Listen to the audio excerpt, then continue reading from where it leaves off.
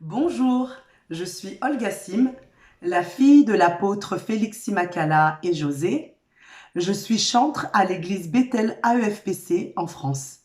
Aujourd'hui, j'aimerais tout simplement partager avec vous une exhortation sur le thème suivant. Entre en possession de ta destinée. Que veut dire ce thème? Il veut tout simplement dire que Dieu a un plan parfait pour ta vie et qu'il faut que tu aies conscience de cela et que tu entres pleinement dans le plan de Dieu. Donc, entrer en possession de quelque chose, c'est s'approprier, prendre. Ça nécessite une action de ta part. Tu ne restes pas là passivement à attendre que les choses se passent, mais tu te bouges, tu te lèves pour rechercher le sens même de ta vie. Donc une destinée, c'est un chemin, un destin, avec cette notion de fatalité. Car oui, Dieu est le maître de ta vie. C'est lui qui tient les rênes. C'est pas toi qui dirige et qui maîtrise ton destin, mais il est soumis entre les mains de Dieu.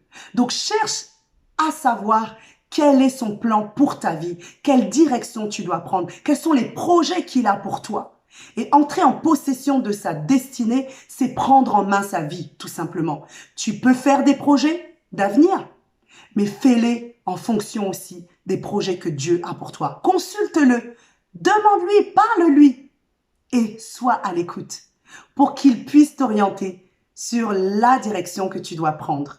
Mais pour cela, tu dois te connaître d'abord. Quelle est ton identité? Dans quel but tu as été créé?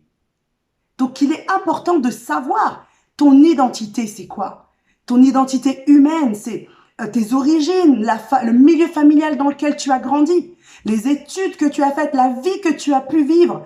Est-ce que tu as eu une adolescence paisible où tu étais protégé, tu te sentais en sécurité, ou est-ce que tu as vécu ton adolescence seule, tu t'es débrouillé dans la vie, tu as dû faire face à certaines situations? Est-ce que tu as grandi dans un cocon familial où régnait l'amour, la paix, l'écoute, où tes deux parents étaient présents? Ou est-ce que tu as manqué de la présence d'un de tes parents, que peut-être tu as vécu dans un foyer où régnait la violence, l'insécurité? Tout cela est ton identité. Mais sache également que tu as une identité spirituelle. Parce que lorsque tu nais de nouveau, tu deviens une nouvelle créature à l'image de Christ. Tu es un imitateur de Christ. Donc tu prends aussi certaines caractéristiques que Christ a. Et tout cela compose ta personnalité, ta personne. Tu as également des qualités et des défauts. Alors, passons les qualités. Les défauts, il va falloir que tu travailles aussi dessus.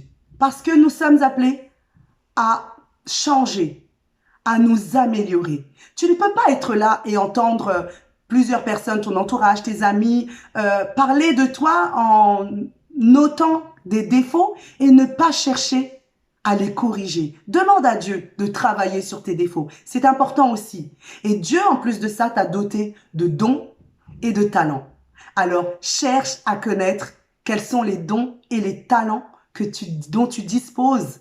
Parce que c'est tout ça qui va faire que tu seras une personne unique et donc tu auras un projet unique, tout simplement. Donc voilà, aie confiance en Dieu.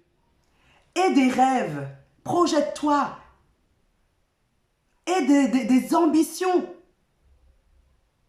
et soumets tout cela à Dieu pour qu'il puisse t'orienter. C'est important. Mais toutes ces ambitions personnelles, ce sont tes desseins à toi. C'est tes desseins personnels et ils diffèrent parfois du plan que Dieu a pour toi. D'où l'importance de soumettre tous tes projets à Dieu afin qu'il puisse bénir, ouvrir les portes qu'il doit ouvrir. Tu verras que les choses se feront naturellement. Il pourra te diriger là où il veut que tu ailles et tu seras même surpris de certaines choses. Mais tu auras fait confiance à Dieu et il va te guider. Donc ta mission sur cette terre, le but pour lequel tu as été créé, c'est d'accomplir le plan de Dieu. Tu te poses peut-être la question, quel est mon ministère? Que dois-je faire ici-bas? Tu es dans l'église, tu te demandes, qu'est-ce que tu vas bien pouvoir faire? Tu regardes, certains chantent, d'autres sont à la technique, d'autres sont musiciens ou d'autres prêchent et tu aimerais aussi faire cela. Tu aspires à servir dans l'église, mais tu ne sais pas dans quel domaine. Prie, demande à Dieu de te montrer. Et avec tes talents et tes dons, mets-les en pratique déjà dans la maison de Dieu, dans l'œuvre de Dieu. Et tu verras que le Seigneur va développer encore d'autres capacités en toi. Donc, sois confiant. Regardons l'exemple de Anne. Anne était stérile. Elle a subi beaucoup de moqueries. Sa souffrance devait être tellement grande qu'elle a fini par aller se jeter pour implorer la grâce de Dieu. Elle s'est jetée par terre à pleurer, à demander miséricorde. Elle a imploré Dieu pour qu'il change sa situation. Aujourd'hui, toi aussi, si tu es dans la même situation, demande à Dieu, implore sa grâce. Tu es peut-être stérile, tu cherches un enfant, tu pries, tu pleures, tu souffres de cela. Dieu voit ton cœur, il voit la souffrance de ton cœur, il voit tes larmes. Peut-être que tu as été condamné par une maladie incurable. Dieu connaît ta souffrance. Il entend tes pleurs. Alors demande-lui de changer ta situation, d'intervenir. Et Dieu ne manquera pas d'avoir une écoute. Et selon son plan et sa destinée pour toi, il interviendra. Donc, aie confiance en Dieu. Et partout où tu vas, sois cette lumière, cette différence dont le monde a besoin. Aujourd'hui, tu peux être dans une société, dans une entreprise. Il faut que tu aies un plus, une valeur ajoutée que d'autres n'ont pas. Ce pourquoi tu auras été sélectionné. C'est pareil. Nous sommes censés être la lumière de ce monde et le sel de cette terre. Donc, demande à Dieu de te doter de tout ce dont tu as besoin pour accomplir son plan parfait et être le sel de la terre et la lumière de ce monde. Alors, comment connaître ta destinée? Comment savoir si tu es sur la bonne voie? Tu as peut-être dans ton cœur ce désir ardent de faire des choses, de servir Dieu. Voilà, tu as envie de le faire, tu te lances et tu veux suivre aussi peut-être l'influence du moment. On peut voir aujourd'hui sur les réseaux beaucoup de personnes qui font de l'évangélisation de rue, sur les réseaux sociaux, beaucoup de chantres, plein de choses. Tu rêves peut-être de cela. Ne convoite pas. Ne convoite pas la destinée de quelqu'un d'autre. Ne te trompe pas. Et pour ne pas te tromper, il faut que tu développes ta relation personnelle avec Dieu pour que tu puisses lui parler, pour que vous ayez un échange constructif où tu lui parles et il te répond. Donc, aie foi en Dieu, il est capable de le faire. Demande-lui de te montrer vraiment ta destinée à toi, ce qu'il attend de toi. C'est important. Et si tu lui fais confiance, l'Éternel vraiment te bénira aussi parce qu'il sera avec toi et te fait des promesses. Dans Genèse 12, verset 1, l'Éternel dit à Abraham, va-t'en, de ton pays, de ta patrie et de la maison de ton père, dans le pays que je te montrerai. Je ferai de toi une grande nation et je te bénirai. Je rendrai ton nom grand et tu seras une source de bénédiction. Abraham a fait confiance à Dieu. Il a quitté son pays et nous savons tous à quel point il a été béni. Il a simplement accompli le plan parfait que Dieu avait pour sa vie.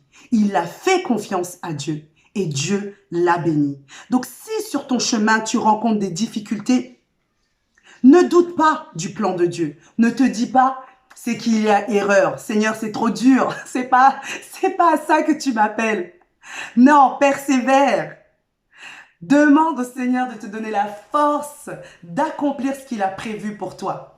Implore sa grâce et sa miséricorde pour changer aussi ta situation, Persévère. Si tu es ambitieux et que tu as commencé aussi des choses pour l'œuvre de Dieu, peut-être que ça ne marche pas. Peut-être que tu es tombé même. Relève-toi.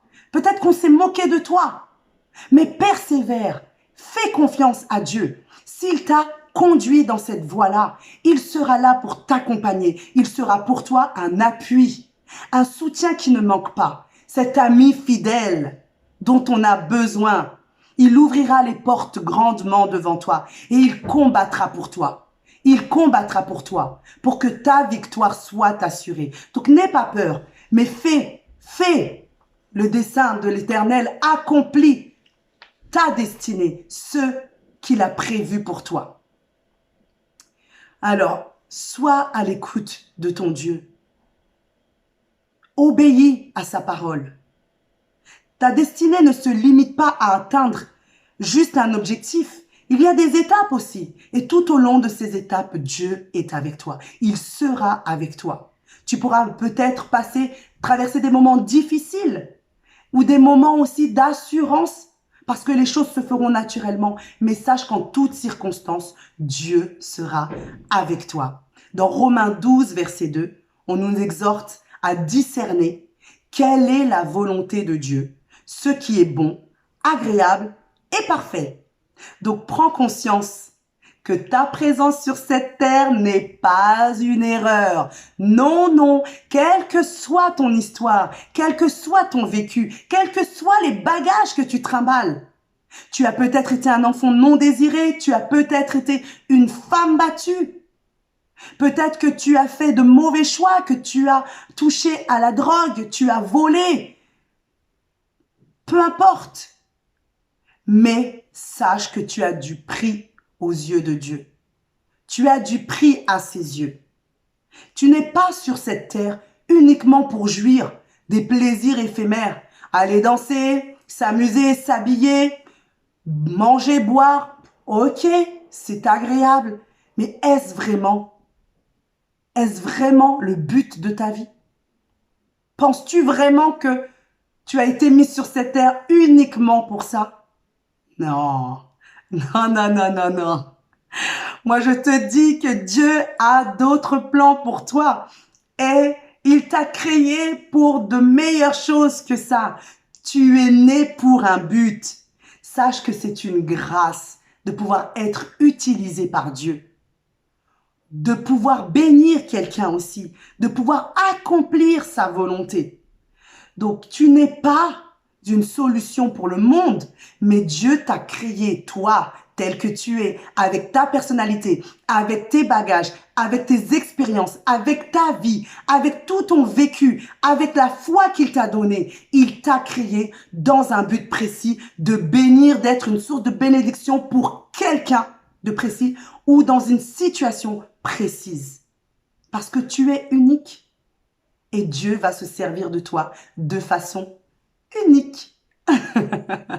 Fais-lui confiance. Dans 2 Chroniques 7, verset 14, il dit « Si mon peuple sur qui est invoqué mon nom s'humilie, prie et cherche ma face, et s'il se détourne de ses mauvaises voies, je l'exaucerai des cieux, je lui pardonnerai ses péchés et je guérirai son pays. » Donc, fais confiance à Dieu. Il est là avec toi. Il va te guider. Il va te guider. Donc, entrer en possession de ta destinée, c'est bien plus qu'une invitation, c'est une recommandation. En tant qu'enfant de Dieu, nous ne pouvons pas vivre ici-bas sans penser à ce pourquoi Dieu nous a créés. Il t'a créé afin d'accomplir son plan. Donc, sache qu'aujourd'hui, si tu n'as pas encore trouvé ta destinée, si tu n'as pas encore compris cela, qu'il est encore temps, demande à Dieu, cherche l'objectif de ta vie, cherche la mission pour laquelle tu es ici, dans ce monde. Et Dieu sera ton soutien, ton guide, il t'accompagnera. Ne regarde pas à tes erreurs du passé, ni à ta situation, mais focalise-toi sur les promesses de Dieu. Il dit dans Jérémie 29, 11, « Car je connais les projets que j'ai formés sur vous, projets de paix et non de malheur, afin de vous donner un avenir et de l'espérance. Donc, arrête d'errer dans la vie. Arrête de perdre ton temps. Arrête de te chercher et d'emprunter différentes voies. D'essayer de trouver un sens à ta vie. Mais demande à Dieu de te montrer ce qu'il attend de toi, ce pourquoi tu as été créé. Et saisis cet objectif. Concentre-toi sur cette ligne directive et tu trouveras enfin le sens de ta vie, ce pourquoi tu as été créé. Il dit également, vous m'invoquerez et vous partirez, vous me prierez et je vous exaucerai. Donc, aie confiance que Dieu t'exaucera, que Dieu te montrera la voie, le projet qu'il a pour toi, le destin qu'il a pour toi. Et enfin, tu pourras entrer pleinement en possession de ta destinée. Sois béni et à bientôt.